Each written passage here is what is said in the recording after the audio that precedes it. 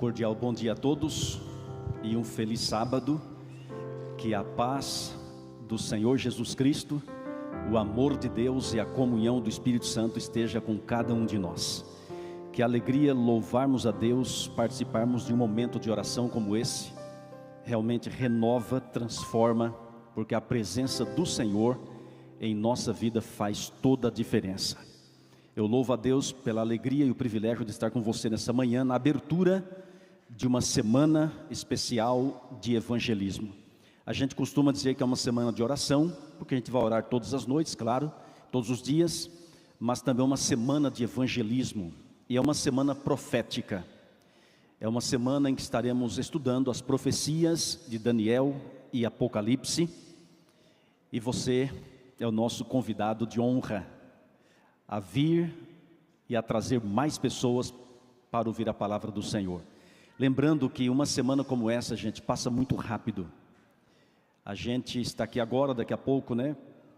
Amanhã à noite, assim por diante. Amanhã à noite teremos aqui o grupo Vocal Livre, cantando para a honra e a glória do Senhor. E cada noite teremos mensagens musicais e teremos também a pregação da palavra do Senhor. Bem-vindo, bem-vinda. Eu cumprimento a você que nos assiste pela internet, receba nosso abraço e esteja bem certo da nossa grande alegria por sua companhia. Mesmo à distância, estamos unidos na mesma esperança. E ainda dá tempo de você compartilhar o link com pelo menos mais 5 pessoas. Combinado? Pode compartilhar com seus amigos, porque vale a pena, a mensagem é do Senhor, é da palavra de Deus. Nós vamos passar agora uma prévia do que acontecerá na semana. Antes, porém, eu convido a todos a fechar os olhos. Vamos fazer mais uma prece e vamos prosseguir. Pai Celestial, em nome de Cristo Jesus, elevamos a Ti a nossa oração de adoração ao Teu santo nome. Nome eterno, nome puro, nome que está acima de todos os nomes. O Senhor é o Rei dos reis, é o Senhor dos senhores. O Senhor é onipotente, onisciente, onipresente. O Senhor não conhece derrota, nunca perdeu uma batalha sequer. O Senhor não conhece o fracasso, não conhece o impossível e também não conhece o medo. O Senhor é corajoso, o Senhor é todo-poderoso, e a Ti a honra, a glória e o louvor hoje e para todo sempre. Nós invocamos a manifestação do Teu Espírito em cada um de nós, para abrir, Senhor, o nosso entendimento e também nosso coração, com o fim de compreendermos a Tua palavra, e uma vez compreendida, que ela transforme a nossa vida, transforme nosso coração. O Senhor conhece cada homem, cada mulher que aqui está, conhece as lutas, os sonhos e planos. Por favor, nos tome em Teus braços e convidamos o Senhor para falar conosco, ser o nosso professor, nosso pregador, e venha operar milagres em nós e através de nós. Também pedimos, Senhor, o perdão dos nossos pecados. Por favor, lava nossa mente e o nosso coração no sangue de Cristo e afasta o mal daqui, da nossa vida e da nossa família. Envia, Senhor, uma multidão de anjos para que estejam conosco aqui dentro, ao redor e ao derredor desta igreja, para que absolutamente nada atrapalhe o Senhor operar os Teus milagres em nossa vida. Oramos em nome de Cristo Jesus, nosso Senhor e Salvador. Amém. Obrigado por participar conosco desta oração. Como mencionamos, Daniel e Apocalipse são profecias exclusivas para os últimos dias da história. E nós queremos passar uma prévia do que acontecerá às noites, a partir de agora, e as noites que teremos dessa semana. Olha aí na tela, não sei se está tudo certo agora. Amanhã a gente vai dar uma configuração um pouco diferenciada com esse painel, ficou muito bonito o painel, mas quem está na frente aqui pode ter uma dificuldade de enxergar lá em cima no telão. Mas eu quero ler aí alguns textos da educadora Ellen White sobre os livros de Daniel e Apocalipse. O livro Testemunhos para Ministros, páginas 112 e 113, diz o seguinte: há necessidade de mais íntimo estudo da palavra de Deus. E ela continua: especialmente devem Daniel e Apocalipse merecer a atenção como nunca dantes na história de nossa obra. E ainda continua dizendo que a luz que Daniel recebeu de Deus foi dada especialmente para estes últimos dias. Olha que interessante. Ainda tem uma outra que diz assim: o último dos escritos do Novo Testamento, ou seja, o livro do Apocalipse, está cheio de verdades cuja compreensão nos é necessária. Ainda tem uma outra que afirma: muitos há que não compreendem as profecias referentes aos nossos dias e precisam ser esclarecidos. É dever, diz ela, é dever tanto do vigia quanto do leigo dar à trombeta o sonido certo. E é o que faremos aqui, pela graça do Senhor. Agora veja essa outra: deve-se fazer um grande esforço para manter este assunto perante o povo. Gente, é um esforço mesmo. Vocês não imaginam a batalha e também os detalhes do chifre e do chifre pequeno. Outro destaque que lá em Daniel 7 nos apresenta é que esse chifre pequeno tem olhos e tem uma boca. Aí um dia, pregando sobre esse assunto numa igreja, estava lotada a igreja. Aí eu falei: gente, esse chifre tem olhos e tem uma boca. Uma criancinha levantou a mão: pastor, tem nariz também. Eu nunca me esqueço disso aí. Porque no texto bíblico fala olhos e boca, mas na ilustração mostra o nariz. Aí a criancinha falou: tem nariz também, pastor? Então agora eu passo a dizer: tem olhos, tem boca e tem nariz. Gente, esse chifre, ele fala, ele enxerga. Esse chifre tem as impressões digitais de um ser humano. No original hebraico significa chifre de pequenos começos. Começou pequeno, mas hoje não é mais pequeno. Cresceu e tem influência mundial. E se você não tomar cuidado, esse chifre pode estar influenciando sua vida para a perdição e você não sabe. Mas essa semana você vai conhecer a verdade a respeito de tudo isso, para tomar uma decisão consciente ao lado da verdade ou não. É uma decisão individual, é uma decisão de cada um de nós. Ok? Outra coisa, além de ter olhos, tem boca, tem nariz também. Ele diz blasfêmia. E o que é a blasfêmia desse chifre? Então, durante essa semana, estaremos estudando sobre esse assunto. Também vamos fazer, como já mencionado, um paralelo do chifre pequeno com a besta de Apocalipse 13. A besta do Apocalipse 13 vem do mar. E ela tem o número 666. Tem 7 cabeças e 10 chifres. O que significa essa besta? E ainda em paralelo com Daniel 7, essa semana. Ainda faremos um paralelo com Apocalipse 12. Apocalipse 12 apresenta a mulher e o dragão. Um grande conflito que começou no céu e veio para a terra. E hoje, queira ou não, envolve você e eu, todos nós. E essa batalha hoje, meus amigos, é uma batalha muito acirrada, terrível e até espantosa. Mas uma coisa eu digo para você: Jesus é vencedor, nunca perdeu uma batalha. E na cruz ele já derrotou o inimigo. E em Cristo somos mais que vencedores. Amém? Agora observe aqui. Além de vermos sobre a mulher e o dragão de Apocalipse 12, agora eu vou dizer, se der tempo, né? Porque a semana passa rápido. Nós faremos também um estudo sobre Apocalipse 17. Apocalipse 17 apresenta uma outra mulher, só que contrária à primeira. Observe aqui na tela. São 2 mulheres. E você que já estudou a profecia bíblica, quem assiste a TV Novo Tempo, por exemplo, sabe que esses assuntos têm sido estudados assim amplamente e abertamente. Então, mulher em profecia representa igreja. Efésios 5, 22 ao 27. Enfim, outros textos temos afirmando isso aí. Então, se temos 2 mulheres no Apocalipse, são 2 igrejas. Só que a igreja de Apocalipse 12 é descrita como fiel, pura, virtuosa. A mulher de Apocalipse 17 é descrita como impura, infiel e prostituta, só que uma prostituição espiritualmente falando. A mulher de Apocalipse 12 é descrita vestida do sol. A de Apocalipse 17 é vestida de púrpura e escarlate. A mulher de Apocalipse 12, ela está montada ou tem a lua embaixo dos seus pés.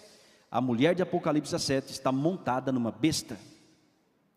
A mulher de Apocalipse 12 é perseguida por um dragão que tem 7 cabeças e 10 chifres.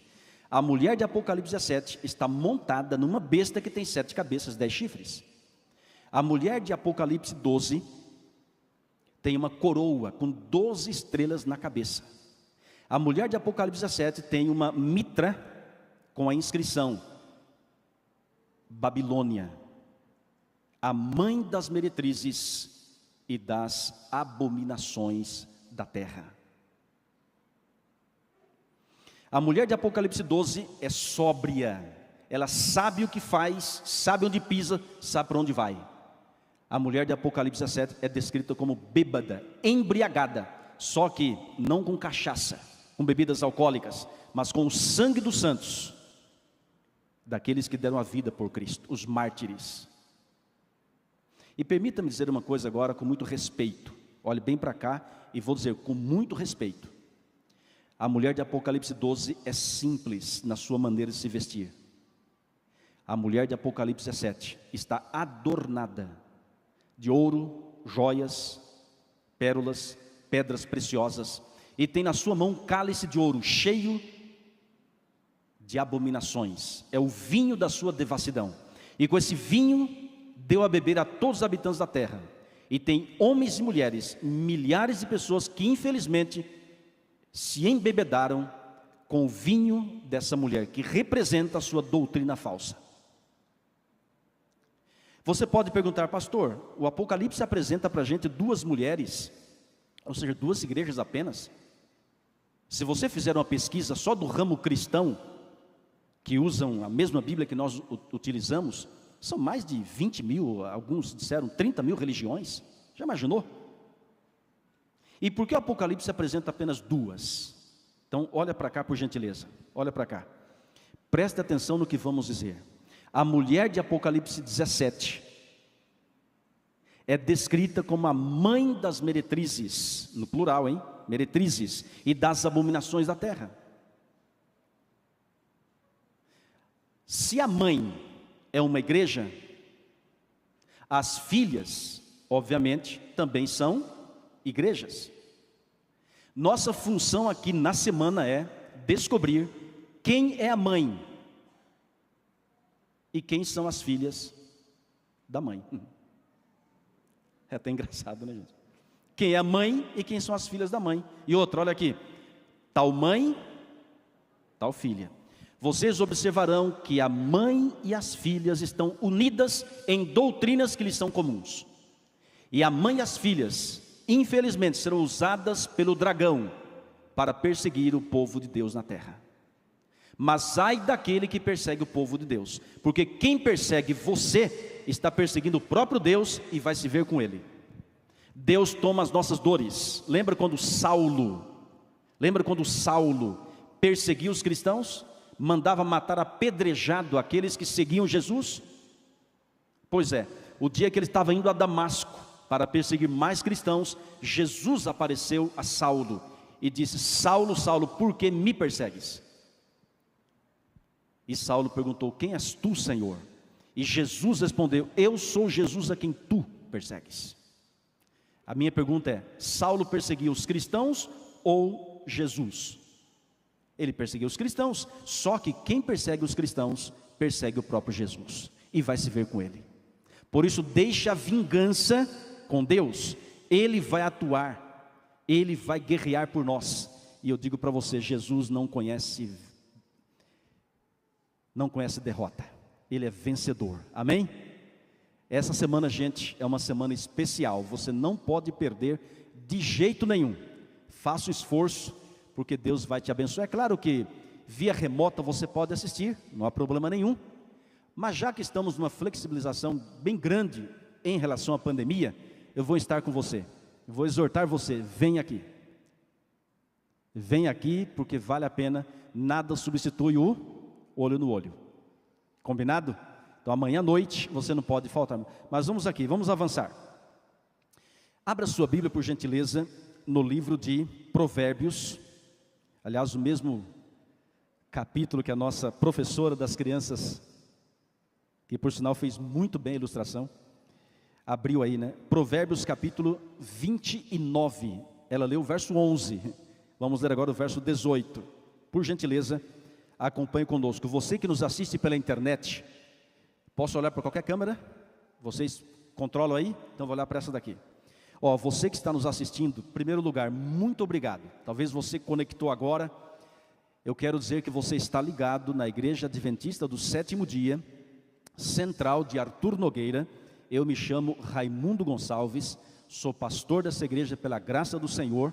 Estamos iniciando uma semana de evangelismo, revelações de esperança, baseado em Daniel e Apocalipse. Você é o meu convidado de honra todas as noites. Se puder estar aqui, melhor ainda. Mas se você não tiver condições, a sua companhia, mesmo à distância, será uma bênção, ok? Abra sua Bíblia no livro de Provérbios, capítulo 29 e o versículo 18. Aqui está. Está escrito: não havendo profecia, o povo se corrompe, mas o que guarda a lei, esse é feliz. Esse texto estamos colocando na tela, mas a maioria dos textos que estaremos estudando durante essa semana, não vamos colocar na tela de propósito. A gente quer incentivar você a trazer a sua Bíblia, ou usar no seu smartphone, no seu tablet, enfim. Mas eu quero que você pesquise comigo. Agora, alguns temas que estaremos abordando na semana, tem muitos textos. Aí sim a gente vai usar a tela direto, beleza? Amigos, não havendo profecia, o povo se corrompe. Em outras palavras, onde não se estuda a profecia e não se aceita o caminho que Deus tem para você, onde é negligenciada o estudo da palavra de Deus, ali fatalmente haverá corrupção. Infelizmente vivemos em um mundo de corrupção. Mas o que é corrupção? Corrupção é uma pessoa boa se tornar má. E de certa forma todos nos corrompemos. Porque a partir do momento que o pecado entrou nesse mundo, todos nós somos pecadores. Temos uma natureza pecaminosa. Por isso a corrupção acontece, meus amigos, que podemos escolher servir a Deus. É uma questão de decisão, de escolha. E a partir do momento que eu conheço a verdade, sei o caminho que devo andar, e por rebeldia não ando nele, aí sim eu estou andando no caminho da corrupção. E a gente vai dar aqui uma ilustração, como diz o pastor Alejandro Bullion, uma ilustração bem tonta. E as ilustrações mais tontas, segundo ele, é a que mais permanecem. Então vamos lá. Você que gosta de cozinhar, aí você vai cozinhar o seu feijão, que é nutritivo e faz bem para o nosso organismo. Ok. Depois de cozido, você deixa ele na panela de pressão, tampa e deixa fora da geladeira, ok? Aí você faz uma viagem de 15 dias, ninguém em casa, fecha tudo. Aí depois de 15 dias você volta. Ao você abrir a porta da sua casa, já vai sentir algo estranho no ar. E quando você abrir a panela de pressão, vai perceber que aquele feijão está azedo, está podre. Só presta para uma coisa, ser lançado fora. A minha pergunta é, o que aconteceu com aquele feijão que há 15 dias atrás era nutritivo para o organismo e fazia bem para o corpo? Ele se estragou, ele se corrompeu. Isso é corrupção. E a corrupção, infelizmente, está na política, famílias e até em religiões. Certa vez, na cidade de Balneário Camboriú, eu estava hospedado, mas fazia uma campanha de evangelismo em Itajaí, que é bem colada, né, uma cidade na outra. E certa tarde eu resolvi fazer uma caminhada na beira da praia, deixei o meu aparelho de celular no quarto do hotel e fui caminhar. Depois de 45 minutos, retornei e havia no meu celular 7 chamadas não atendidas. Na hora eu retornei. Era uma mulher que dizia: pastor, eu lhe conheço, você também me conhece, só que eu não vou revelar o meu nome, e eu preciso conversar com você. Eu disse: claro. Você tem um telefone fixo? Eu disse: do hotel. Por favor, pastor. Aí eu passei o número do hotel. E literalmente, irmãos, nós conversamos por 1 hora. E as primeiras frases depois que ela ligou no telefone fixo: pastor, o que aconteceu com meu marido, pastor? Pastor, o que aconteceu com meu marido? E repetiu por 3 vezes, e eu só ouvindo. Ela disse: pastor, eu não consigo acreditar. Depois de 18 anos de casamento, temos filhos, temos uma situação financeira relativamente boa, mas de repente, pastor, o meu marido olha nos meus olhos, diz que não me ama mais, diz que tem outra, e fez as malas na minha frente e foi embora de casa. Pastor, eu fiquei sem chão, estou em depressão profunda, não consigo comer direito, dormir direito. Pastor, o que aconteceu com meu marido, pastor? Eu não respondi em voz alta para ela, mas eu disse no meu coração: ele se corrompeu. Mas eu disse: irmã, você crê que Deus pode trazer o seu marido de volta? Sim, pastor. Então, por favor, se ajoelhe aí, eu vou me ajoelhar aqui e vamos orar. E na oração falamos: Senhor, tudo por telefone, Senhor, onde esse homem estiver, por favor, abra-lhe o entendimento, mostra a besteira que ele cometeu na vida, o erro que ele cometeu, e que ele volte para o Senhor e para a sua família, antes que a porta da graça se feche, antes de ser tarde demais, em nome de Jesus, amém. Irmãos, até hoje eu não sei quem é essa mulher. Passado alguns meses, eu estava em outra localidade, o telefone toca. Alguém do outro lado: pastor, pastor, deu certo, pastor. E eu perguntei: quem está falando e o que é que deu certo? E a mulher lá: pastor, eu sou aquela mulher que conversou com você por tanto tempo, você estava em tal lugar. Ah, irmã, lembro sim, o que é que deu certo? Pastor, meu marido voltou. E eu falei: louvado seja Deus. Aí eu passei a orientá-la como tratar o marido, porque nessas questões, qualquer coisinha joga na cara, enfim. Amigos, por que estou contando essa história? Sabe por quê? Porque a corrupção, embora é uma realidade, mas Deus também é real. Ele restaura, Ele transforma, Ele faz milagres. Ele quer transformar sua família, Ele quer transformar seus filhos. Ele quer fazer de você um vencedor. Agora, para a gente avançar, abra sua Bíblia na segunda carta de Pedro, capítulo 1, o verso 19 em diante. Abra sua Bíblia, segunda carta do apóstolo São Pedro, capítulo 1, verso 19 em diante.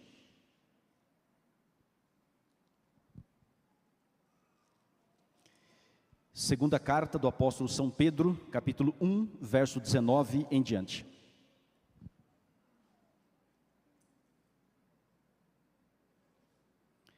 Está escrito o seguinte: temos assim tanto mais confirmada a palavra profética, e fazeis bem em atendê-la, como a uma candeia que brilha em lugar tenebroso, até que o dia clareie e a estrela da alva nasça em vosso coração. Sabendo primeiramente isto, que nenhuma profecia da Escritura provém de particular elucidação ou interpretação, que é a mesma coisa. Verso 21, porque nunca jamais qualquer profecia foi dada por vontade humana, entretanto homens santos falaram da parte de Deus, movidos pelo Espírito Santo. Até aí. Amigos, olha aqui na tela por gentileza. Já voltou lá. Muito bem. A palavra de Deus, a palavra profética, de acordo com o que lemos, funciona como uma candeia. E o que é uma candeia? É uma lâmpada. Na roça a gente chama de lamparina, ou lampião, né? E para que serve uma lâmpada? Para que serve uma luz? É para iluminar, é para clarear. Ou seja, à medida que a gente estuda a profecia bíblica, Deus vai nos iluminando para enxergarmos o caminho em que devemos andar. E obviamente o caminho que não devemos andar. Amigos, aquele que estuda a profecia com oração, enxerga aquilo que normalmente o mundo lá fora não enxerga. Você sabe o que está por trás dos bastidores de cada acontecimento. Exemplo, a pandemia. Nós sabemos que a pandemia não é o fim. É um dos grandes sinais do fim. Ela pode desencadear os últimos acontecimentos com mais rapidez? Pode, mas ninguém está afirmando. Porque o último sinal que falta acontecer para Jesus Cristo voltar a essa terra não é pandemia, nem guerras, nem fomes, nem terremotos.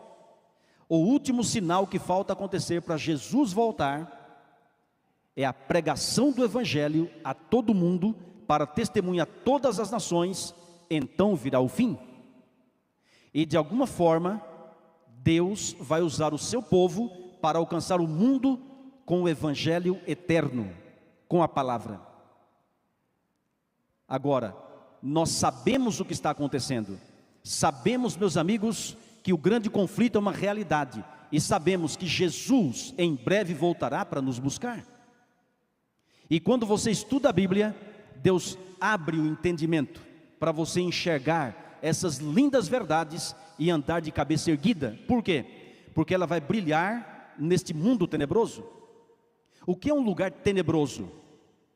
Um lugar tenebroso é mais que escuro. É perigoso.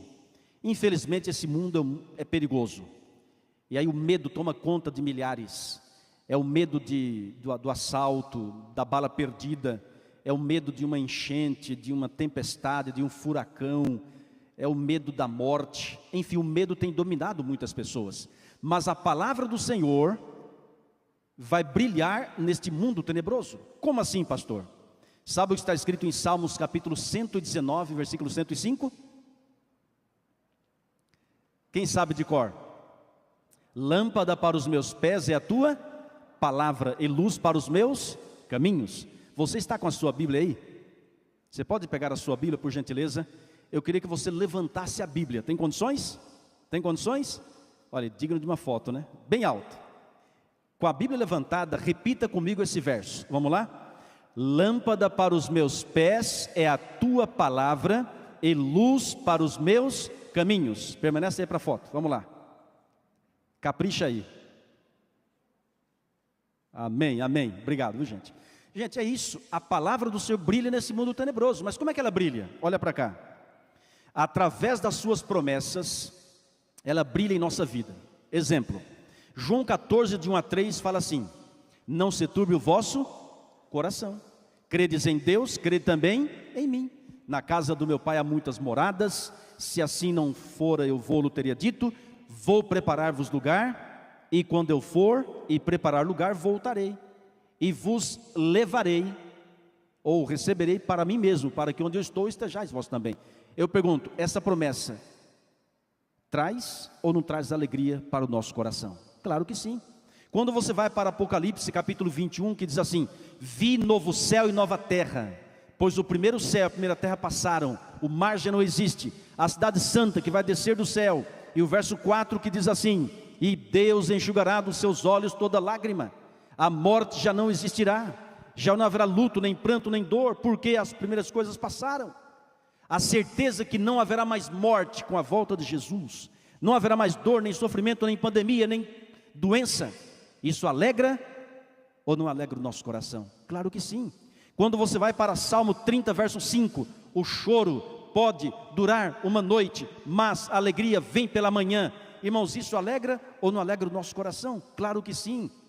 Quando você vai para Tessalonicenses 4, primeira carta de Paulo aos Tessalonicenses 4, verso 16 e 17, que diz que os mortos em Cristo ressuscitarão primeiro, se unem aos justos vivos que serão transformados, e vamos encontrar Jesus nos ares, e estaremos para sempre com o Senhor. É por isso que o cristão, mesmo em meias lutas, mesmo em meias aos sofrimentos e a contratempos, a tempestades, anda de cabeça erguida, sofre, chora, passa dificuldades, mas ele enxerga além do que os seus olhos veem. Irmãos, temos um Deus todo-poderoso, um Deus que está no controle, permanece no trono e controla a sua vida. Se você permitir, Ele vai guiar você de vitória em vitória, até a vitória final, quando Ele voltar a essa terra, com seus milhões de anjos. Quem crê, diga amém.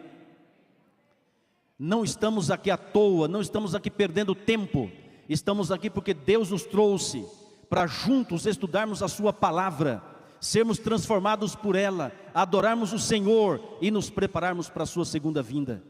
Bem-aventurado é você que está aqui, bem-aventurado é você que nos assiste, e bem-aventurado é você que não vai faltar nenhuma noite, apesar, eu sei, das suas lutas, dos seus compromissos, estudos, assim por diante, mas Deus tem planos para você. Deus quer fazer de você um vencedor. Essa semana, meus amigos, é uma semana especial. Deus quer brilhar em você e através de você. Uma das primeiras coisas que devemos saber no contexto profético é o que está aí na tela que já lemos. Nenhuma profecia da Escritura, irmãos, é de particular interpretação. No texto fala elucidação, que vem de lucidez, ou seja, não vem de interpretação particular. Você já se perguntou por que existem tantas igrejas com a mesma Bíblia na mão? Essa Bíblia que você e eu estamos utilizando, qualquer igreja do ramo cristão utiliza. O que muda são as traduções. Uma diz fim, outra diz suma. É a mesma coisa. A suma de tal, enfim, o fim de tal coisa, mas é o mesmo assunto. Então, por que existem tantas igrejas com a mesma Bíblia na mão? Onde está o problema? Está em Deus? Claro que não. Está na Bíblia? Também não.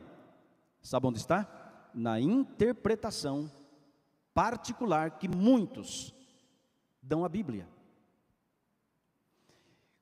O famoso 11 de setembro, que abalou o mundo, né? Enfim, quando aconteceu isso, um rapaz de alta posição, em um estado que não é de São Paulo, escreveu em seu blog uma tentativa de explicar o que aconteceu nos Estados Unidos com Daniel 8. Daniel capítulo 8 fala de dois animais, um bode peludo com um chifre notável entre os olhos, e um carneiro com dois chifres, um mais alto que o outro. E Daniel 8 apresenta a guerra, a batalha entre o bode e o carneiro. Tem uma briga entre eles, uma luta. E quem venceu, de acordo com a palavra, foi o bode. Então, deu bode. Então, o bode venceu o carneiro. Os dois chifres do carneiro se quebraram. E depois, com o tempo, o chifre grande do bode também se quebrou e 4 saíram no lugar dele. Pronto, essa é a profecia. Aí, Estados Unidos, houve ataque às torres gêmeas, enfim, as torres caíram. Esse homem disse o seguinte no seu blog: o carneiro representa os Estados Unidos, os dois chifres, as torres gêmeas, e o bode peludo, segundo ele, o Bin Laden, que atacou. Bom, se ele continuasse a profecia, né, o Bin Laden morreu, então ele falou, bom, agora vai surgir 4 no lugar dele.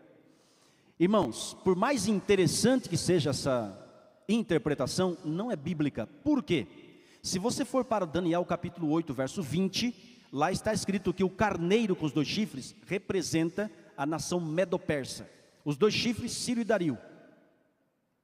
E o bode representa a Grécia. O chifre grande, obviamente, Alexandre o Grande. Então não tem nada a ver com os Estados Unidos. Mas ele fez uma interpretação particular. E quando alguém interpreta particular, e ainda é um líder da igreja, e ensina o que ele interpretou, aí quem está ouvindo vai aceitar, se não pesquisar, vai aceitar o que estão explicando. E não é bem assim. Eu gosto muito do que está escrito em Atos 17, verso 10 e 11. Quando Paulo vai a Bereia e a Tessalônica, e ele compara os bereanos com os tessalonicenses. Ele fala assim: os bereanos foram mais nobres do que os de Tessalônica. Porque os bereanos, segundo o que Paulo disse, anotavam tudo o que ele pregava. Chegavam em casa, examinavam para ver se as coisas eram de fato assim. Irmãos, por gentileza, não vá pela boca do pastor, nem pela boca do líder. Não vá pelo que eu estou dizendo, pelo que a palavra ensina. Confira por você mesmo. De certa forma, preste bem atenção, de certa forma, precisamos ser como Tomé. Não aceitar uma fé de segunda mão. Claro que não incrédulos, mas você tem que conferir. Por que a igreja adventista do sétimo dia guarda o sábado e as outras guardam o domingo? Qual a razão? Você tem que saber, uai. Por que você vai numa determinada igreja e o sistema de adoração é um e outra igreja é diferente? Por que isso, se a Bíblia é uma só?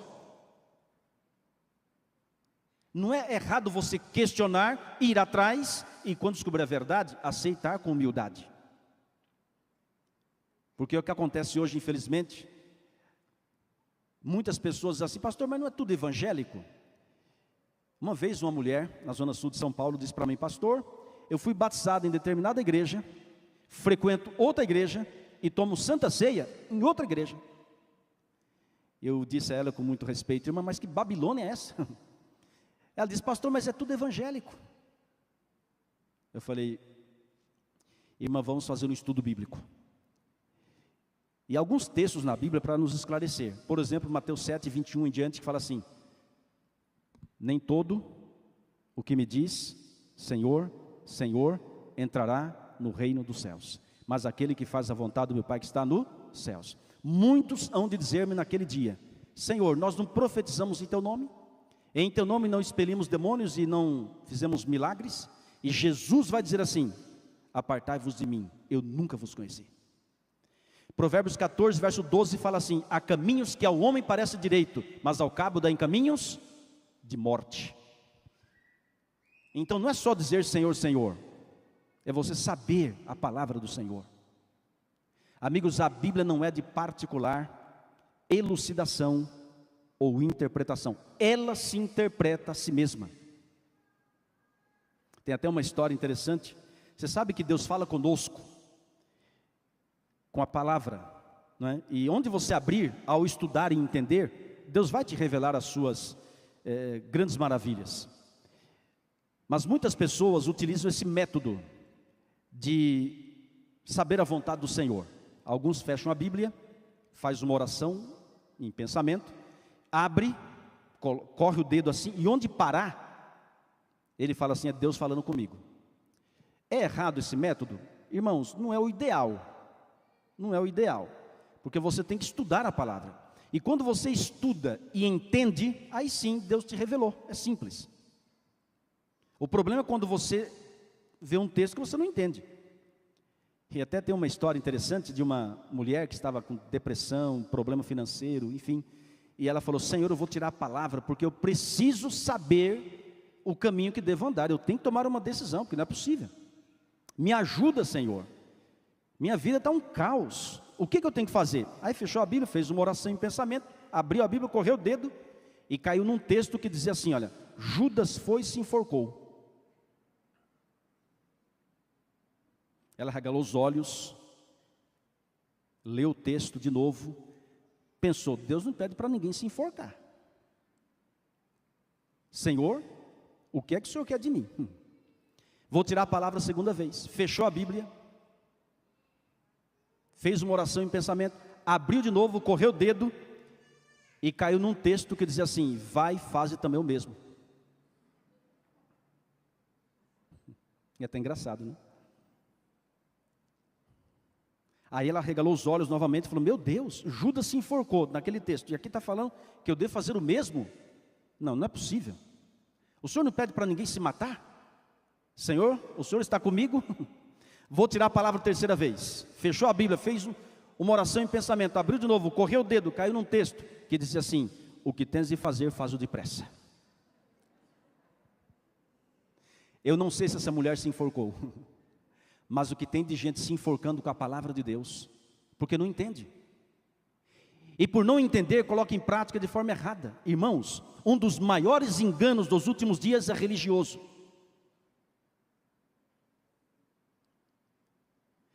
Porque quando diz a palavra, quando um cego guia outro cego, ambos cairão no buraco. Portanto, queridos amigos, nós vamos estudar a profecia como ela é, para a gente não cair em engano. A Bíblia Sagrada, aqui algumas curiosidades que você já sabe, talvez até de cor, né? Ela é uma coleção de 66 livros, 39 deles no Antigo Testamento, 27 no Novo Testamento. Há uma Bíblia que tem 73 livros, 7 livros a mais, que são chamados livros apócrifos. Normalmente essa Bíblia não é utilizada no meio evangélico. E a palavra apócrifo significa escondidos ou não inspirados. E quando você pesquisa esses 7 livros a mais, entre eles há contradição. E os 66, que fazem parte do cânon, e a palavra cânon significa vara de medir, só que cânon sagrado, foram os livros escolhidos para fazerem parte da Bíblia. 39 no Antigo e 27 no Novo. Eles não se contradizem. Vocês vão perceber que o que Daniel escreveu, João confirma. Em Daniel, você encontra a escritura por volta do ano 600 a 700 a.C. E João, por volta do ano 100 depois de Cristo. E vocês vão perceber que o chifre pequeno e a besta do Apocalipse 13 tem tudo a ver. O que Daniel fala aqui, João confirma ali, é o mesmo assunto. Mas por quê? Porque ambos escreveram inspirados pelo Espírito Santo. O que Moisés escreveu, João confirma, Pedro também, Ezequiel. Irmãos, não há contradição na Bíblia. O que existem são aparentes contradições. E Deus permite isso para a gente pesquisar mais. E você verá uma grande bênção. Deus vai te iluminar para entender. Então, esses 7 livros a mais, que tem Macabeus, 1º e 2º Macabeus, Tobias, Judite, Eclesiástico. Na Bíblia temos Eclesiastes. Mas nesses aí, 7 livros a mais, que nós mencionamos, tem Eclesiástico. Enfim, são 7 livros a mais que se contradizem. Quem quiser, depois eu passo para você um artigo mostrando as contradições desses 7 livros. Por isso estamos enfatizando 39 no Antigo, 27 no Novo. Cerca de 40 pessoas escreveram a Bíblia. Só que todos eles escreveram inspirados pelo Espírito Santo. Irmãos, a Bíblia não é um livro comum. Por isso, quando você for ler a Bíblia, não leia de qualquer jeito, faça uma oração antes. Tem gente que lê com o som ligado, com barulho. Claro, se você não tiver outro ambiente, né, faz assim mesmo. Mas procure ter mais reverência. Não é o papel que faz a diferença, é a palavra de Deus. A Bíblia não é uma superstição, não tem nada a ver. Mas é a palavra do Senhor que nós temos que ter reverência e respeito. Porque esse livro, irmãos, é o livro dos livros, é um best-seller. E é o livro que transforma a sua vida. E vou dizer mais, o diabo odeia esse livro. Uma vez, numa região de São Paulo, longe daqui, eu estava num congresso, num sábado à tarde, e me apresentaram uma garota, que havia sido membro da igreja, mas estava afastada. E eu percebi que essa garota não ficava dentro da igreja no momento da pregação. Claro, às vezes a pessoa tem que sair, isso é normal, fiquem tranquilos. Mas a gente percebe às vezes uma agitação diferenciada e a gente sabe, irmãos, que é uma guerra entre o bem e o mal. Enfim, ela não assistiu nada da programação. Ficou com uma criancinha lá fora, enfim. Mas depois me apresentaram. Pastor, essa é fulano de tal, ok. E eu comecei a conversar com ela, perguntei o nome, me apresentei.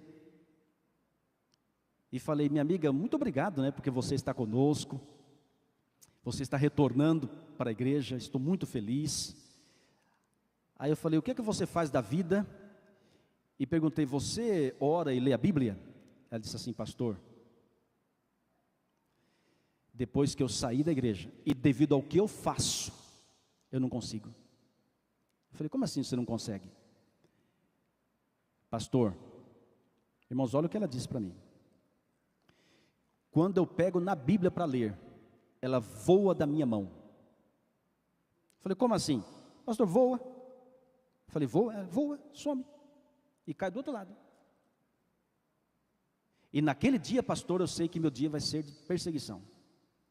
Ela pegou o celular e começou a mostrar para mim o que ela fazia. Era uma das cantoras de uma banda de rock. E sabe aquelas pessoas que tem uma roupa, que é tudo preta, mas tem uma imagem de caveira? Então você, quando olha, só vê a caveira. Então ela abriu o celular dela e mostrou para mim a banda. Você só via caveira, devido ao desenho. Eu falei, minha amiga, que coisa. Por que eu estou contando essa história? Olha para cá. Só há um que não quer que você estude a palavra. É uma guerra. E é por isso que eu louvo a Deus. O fato de você estar aqui nessa manhã, o Espírito Santo está com você. Ele lhe trouxe. Irmãos, a palavra do Senhor vai transformar a sua vida. Se você permitir, milagres vão acontecer em você e através de você. Leia a Bíblia, estude a palavra e permita Deus transformar a sua vida. Por mais que você não entenda, mas leia. Aliás, a minha vida passa por isso no quesito conversão. Claro, não existe conversão sem a palavra. Eu tinha um vazio muito grande no meu coração, muito grande. Gostava de curtir músicas de rock, Guns N' Roses e assim por diante. Ficava na beliche de casa, irmãos, ali deitado e chorava porque o vazio do meu coração ninguém preenchia. Aquelas músicas que eu ouvia não adiantava. E eu me perguntava, por que eu existo? Qual a razão da minha existência? Eu não via a hora de chegar os finais de semana. Eu trabalhava numa metalúrgica. Eu não via a hora de chegar o final de semana para sair com os meus amigos. Mas o final de semana passava. Aí chegava segunda-feira de novo. E eu tinha que trabalhar de novo. Era uma rotina. E essa rotina me cansava e me levava a perguntar, Senhor, por que eu existo? Qual a razão desse planeta? E eu curtia essas músicas e o vazio cada vez pior. Era um negócio tenebroso, estranho. Até que um dia eu cheguei na biblioteca da nossa casa, meu irmão Pedro, ele até hoje tem lá uns milhares de livros, e eu peguei um livro da prateleira, escrito A Batalha Final. Havia um homem todo maltrapilho, sabe? Tudo roupa rasgada, corpo meio sangrando assim, o mundo se acabando ao redor dele, isso na ilustração da capa. E a volta de Jesus, com seus milhões de anjos, e esse homem de braços abertos. Irmãos, eu peguei esse livro, fui no sofá, abri e comecei a ler. E esse livro me levava à Bíblia, e eu peguei a Bíblia. Eu falei, meu Deus, que coisa é essa? Sabe quando você está com tanta sede e vai tomar água? Com tanta fome e vai comer? Eu estava assim, sedento. Eu queria respostas às minhas perguntas. E Deus começou a responder. 3 livros da Bíblia me fizeram toda a diferença na minha vida. Primeiro, o livro de Provérbios. Depois, Eclesiastes. E o livro de Mateus. Irmãos, quando eu li Mateus, eu falei, meu Deus. Eu não li a Bíblia, eu li Jesus curando, Jesus pregando. Irmãos, não me pergunte como, mas há poder no nome de Jesus. Ele transforma, Ele preenche o vazio do coração. E tudo que o inimigo quer é que você não estude a Bíblia, que você não conheça essas verdades maravilhosas. E na minha opinião, irmãos, não existe um outro tema tão lindo para apresentar a beleza do caráter de Jesus do que as profecias bíblicas. Você vai ver. É algo fenomenal, você vai ter uma visão clara da pessoa de Cristo ao estudar Daniel e Apocalipse. Muito mais do que chifres, bestas e os 4 animais, nós queremos exaltar a pessoa de Cristo aqui. Porque sem Jesus, irmãos, você pode conhecer tudo da profecia, mas se não se apaixonar por Cristo, é em vão. Você precisa se apaixonar por Jesus, e mediante a profecia, você vai conhecer a pessoa de Cristo, e conhecê-lo é amá-lo e é servi-lo. Amigos e amigas, eu tenho certeza que o Espírito Santo está conosco. Eu tenho certeza que Jesus está aqui, e Ele tem um plano na sua vida. Ele tem planos maravilhosos na sua vida. Se você permitir, milagres vão acontecer. Deus tem nos dado o privilégio de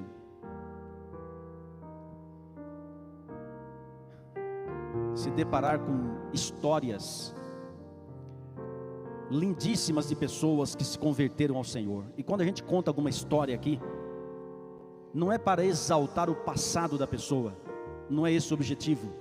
Embora, dependendo da maneira como a gente conta, a gente exalta, né? E é errado isso aí. Nós queremos exaltar Cristo, o que Ele é capaz de fazer na vida de qualquer pessoa que se coloca em suas mãos. Eu trabalhava no Rio de Janeiro. Claro, todos os lugares são perigosos. São Paulo, a gente sabe que tem as suas grandes dificuldades, né? Muitos assaltos também. Temos que andar sempre em oração e vigiando também com muita cautela. Mas, irmãos, o Rio de Janeiro não é fácil não. É um lugar lindíssimo. Você se apaixona à primeira vista, porque é fantástico. Um povo maravilhoso. Eu repito, é um povo maravilhoso. Só que eu falava para minha esposa, querida, vou sair, vou orar. Irmãos, passando naquela linha vermelha, 00:30, 1h, voltando das conferências, irmão Britinho, só a misericórdia do Senhor. Eu vi com os meus olhos, irmãos, caminhões levando tanques de guerra na linha vermelha, na época das Olimpíadas. Eu vi na linha amarela, que liga a linha vermelha com a Barra da Tijuca, soldados do exército, com barricadas assim, e com armas apontando para... Eu, ali o trânsito parado, né? Eu olhava para o camarada assim, meu pai do céu. E a situação não é fácil. E todas as vezes que eu entrava numa comunidade, eu só entrava com o pastor local, que já conhecia, ou um ancião da igreja. Nunca entrava sozinho. E graças a Deus, irmãos, nunca tivemos problemas. Aliás, irmãos, eles pedem oração, sabia? Pastor, ora por mim. Só que eles pedem oração para invadir outro lugar. Aí não dá, né, gente? A gente tem que orar por ele, para Deus ter misericórdia, para Deus abençoar. Mas, irmãos, tem cada experiência impressionante. Uma vez, eu conheci a história do Marcos. O Marcos, hoje ele é adventista, batizado e um grande missionário. É uma pessoa maravilhosa. E ainda hoje mora no Morro do Vidigal, que, segundo a mídia, está, como se diz, pacificado, entre aspas, né? Enfim. Mas o Marcos já foi dono do morro. Ele e o irmão dele, apelidados de irmãos Caveirinhas. Eu já contei a história dele, já pedi permissão. É uma história interessante porque ele teve um sonho certa vez com Jesus e com a palavra, e que ele deveria buscar estudar a Bíblia com os adventistas do sétimo dia. E ele achou um adventista, estudou a Bíblia, se converteu e fundou uma igreja lá no Vidigal. Eu já fui algumas vezes, uma vez pelo menos nessa igreja, uma igreja pequena. A princípio era numa casa, agora estão construindo uma igreja um pouco maior, ficava lá em cima, uma vista lindíssima para as praias ali ao redor. E o Marcos se converteu, amém, aceitou Jesus, ok. Esse Marcos se tornou obreiro bíblico voluntário. E nós tínhamos o costume de fazer o encontro de obreiros bíblicos para toda a nossa união. E incluía obreiros voluntários, tanto os assalariados como os voluntários. Aí um dia o Marcos estava ali, e eu conhecendo a história dele, falei, Marcos, vamos contar o seu testemunho? Claro, os outros obreiros não conheciam, vamos contar. Aí o Marcos pegou o microfone, começou a contar, entrevistando ele. Aí tinha um rapaz, obreiro bíblico também, só que do estado do Espírito Santo, chamado Charles, olhando para o Marcos social, gravata, contando a história, e o Charles olhando. Aí depois que terminou o testemunho, o Charles falou assim, pastor, posso dar uma palavrinha? Eu falei, claro. Aí o Charles foi, abraçou o Marcos, e falou assim, pastor Raimundo, eu tenho uma história para contar. Aí falou assim, ô Marcos, você não era da facção tal? É claro. Então, eu era da outra facção. Você se lembra de uma invasão que a nossa facção fez, tal data, assim por diante, teve muitas mortes? Claro, então, eu estava lá. Eu troquei tiros com você. Você não é dos irmãos Caveirinhas? Sim. Pois é. Só que hoje eu sou de Jesus e você também. Aí fizemos uma santa ceia e eu tirei foto. E foi de propósito, colocamos um para lavar o pé do outro. Quem pode fazer isso, irmãos? Só Jesus. Jesus transforma, a palavra transforma. Deus quer fazer milagres em sua vida. Claro que as histórias que a gente conta aqui podem não se assemelhar à sua, mas uma coisa é certa, e eu sei, você e eu precisamos de Jesus. Você e eu precisamos do Senhor. E eu quero nesta manhã, amanhã a gente vai continuar isso aqui. Amanhã à noite a gente vai falar esse assunto, vamos fazer a tabela de conversão profética e falar sobre a blasfêmia do chifre pequeno, amanhã à noite. Ore e venha em nome de Jesus. E agora é o momento da gente fazer a oração de consagração, o momento de consagração da igreja. Eu quero orar com você nessa manhã. Quero pedir a bênção de Jesus para você. A propósito, eu pergunto. Aliás, quem está conosco? Quem aqui já é membro batizado na igreja adventista? Levante a mão, você já é batizado? Oh glória, a grande maioria. Amém, obrigado. Quem aqui ainda não é batizado na igreja adventista, por gentileza, levante sua mão. Temos aí várias pessoas. Você que não é membro batizado na igreja adventista, você pode se colocar em pé um pouquinho? Aí onde você está? Isso. Eu quero orar por você. E permaneça em pé um pouquinho. Amém. Permaneça em pé, por gentileza. Há alguém que já foi batizado, mas se afastou da igreja? Se há alguém assim, por favor, se coloque em pé também. Eu quero orar por você. Obrigado. Amém. Agora tem outra pergunta. Você que está sentado, conhece alguém que está em pé? Se conhece, por gentileza, se levante, vá até essa pessoa e faça companhia para ela. Amém. Olha que cena bonita. Olha que cena fantástica aqui, lá atrás. É muito bom ter essa força, nessa companhia. Somos amigos, somos irmãos em Cristo. Aleluia por isso. Agora, para a gente fechar com chave de ouro, Jesus fala assim, ó: vinde a mim. Eu quero que você venha aqui à frente, pode ser?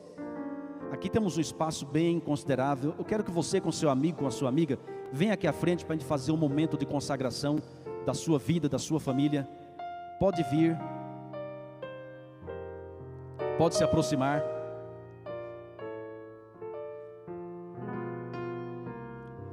É um momento muito especial, simples, mas muito profundo, porque somos irmãos em Cristo. Amém. Deus te abençoe, viu? Olha só. O Israel, cadê você?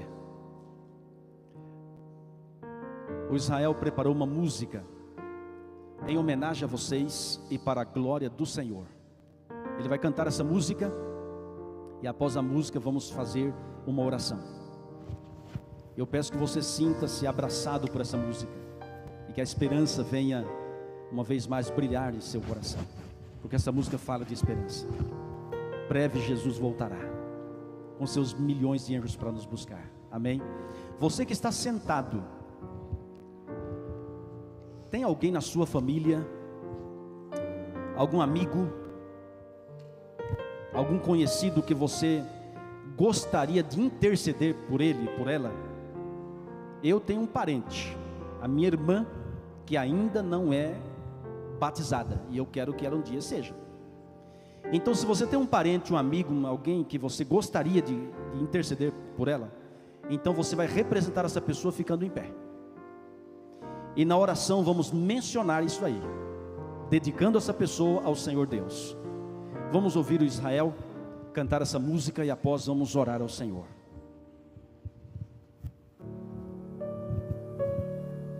Preste atenção na letra dessa música. É uma letra maravilhosa. Sublime, sublime esperança.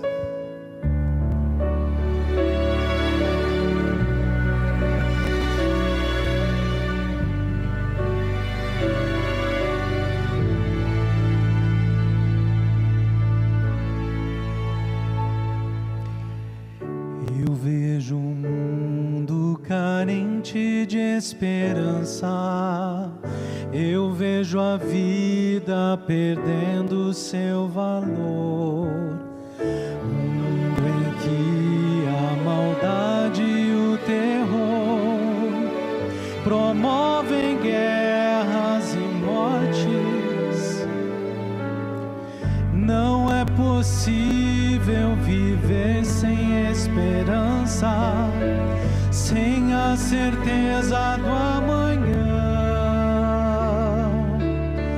Mas sei que à frente dessa guerra existe um rei, e ele já venceu na cruz. Eu sei que em breve verei meu Salvador. Será muito em breve, irmãos. Vindo nas nuvens me encontrar. Imagine a cena quando Jesus voltar. E a esperança que um dia eu sonhei, Amém, Senhor. vai estar sorrindo para mim. É Jesus sorrindo para você. Eu creio em Deus, meu Senhor e Rei. Esse é o nosso maravilhoso Deus. A cada dia o mal se multiplica, mostrando ao mundo que o fim já começou. A dor, a fome, a angústia e o sofrer revela a imagem do pecado. Mas o amor de meu Deus é esperança de um majestoso alvorecer. Me traz a paz e a certeza do amanhã. Um novo sol irá nascer. Eu sei que em breve verei meu Salvador, vindo nas nuvens me encontrar. E a esperança que um dia eu sonhei vai estar sorrindo para mim. Eu creio em Deus, meu Senhor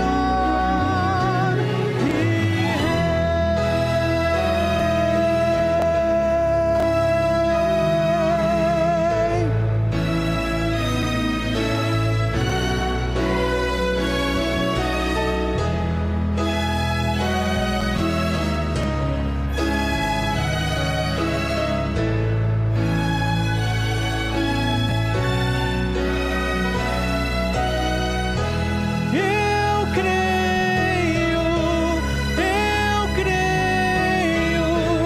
Eu creio em Deus, meu Senhor e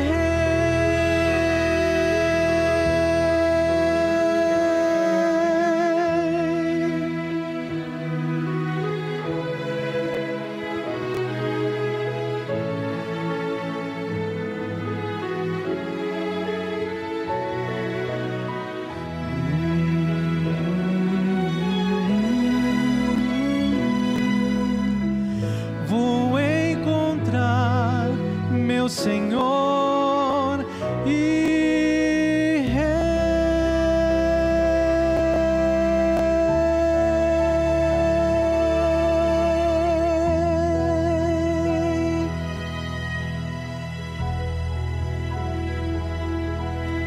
Amém. Obrigado, Israel. Vamos agora fechar os olhos. Vamos conversar com o nosso maravilhoso Deus. Pai Celestial, essa é a nossa grande esperança, ver o Senhor face a face. O Senhor que morreu por nós, foi sepultado, mas ao terceiro dia ressuscitou. O Senhor que derramou teu sangue por nós, Senhor que nos comprou, queremos vê-lo face a face, viver contigo por toda a eternidade. Que nada atrapalhe, ó Pai, a nossa salvação. Não nos deixes abandoná-lo. Por favor, Senhor, nos fortaleça na fé. Esse grupo de homens e mulheres que vieram à frente, nós queremos dedicá-los ao Senhor. Pedimos uma bênção especial na vida espiritual, física, mental, na vida financeira. Enfim, Senhor, cubra essa pessoa de bênçãos. Envia os teus anjos para proteger essa pessoa, onde quer que ela for, e que o inimigo nem chegue perto delas, mas que o Senhor venha abraçá-las, venha perdoar os pecados e fazê-las vencedoras a cada dia, para a honra e a glória unicamente do Senhor Jesus Cristo.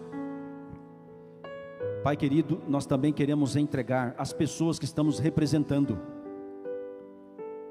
Pode ser o cônjuge, os filhos, os amigos, um conhecido, alguém que já estudou a Bíblia, mas ainda não tomou a decisão.